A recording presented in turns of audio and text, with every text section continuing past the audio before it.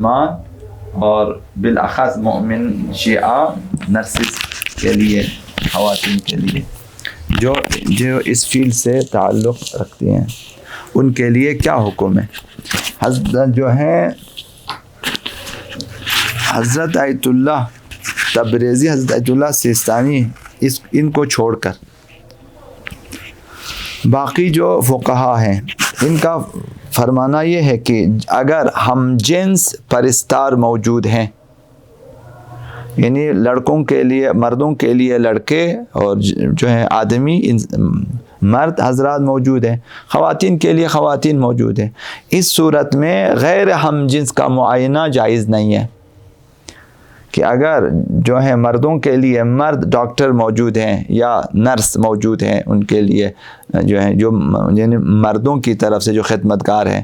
وہ موجود ہیں، تو پھر اب خواتین کو نہیں جانا چاہیے ان کے معائنے کے لیے، جائز نہیں ہے چھونا دیکھنا، جو غیر جائز مقامات ہیں ان کا دیکھنا جائز نہیں ہے اور چھونا بھی جائز نہیں ہے۔ لیکن اگر ضرورت ایسی ہے، مرد خدمتگار موجود ہیں لیکن ان کا تجربہ کم ہے، وہ صحیح طور پہ دیکھ بھال نہیں کر سکتا ہے، اب باقی خواتین ہیں نامحرم ہیں، تو اگر بیمار کے علاج کے لیے ضروری ہے کہ خواتین دیکھیں تو ضرورت کے تحت جائز ہے، ضرورت کی مقدار تک یہ جائز ہے۔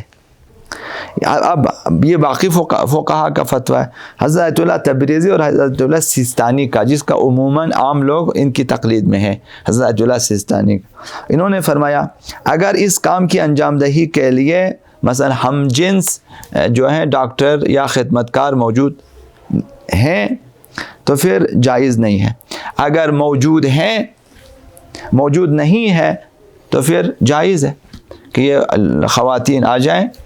اور نامحرم بیماروں کا معائنہ کریں۔ یعنی یہ دو صورتیں انہوں نے بیان کی، یا جو ہے مرد خدمتکار یا ڈاکٹر موجود نہیں ہے تب بھی جائز ہے،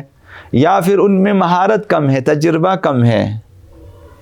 وہ لوگ صحیح طور پر نہیں دیکھ سکتے، صحیح معائنہ نہیں کر سکتے، تو اس صورت میں جائز ہے۔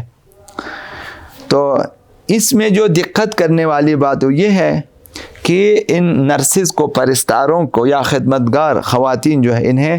صرف اس حصے کو دیکھنا چاہیے جس حصے کا معائنہ کرنا ہے،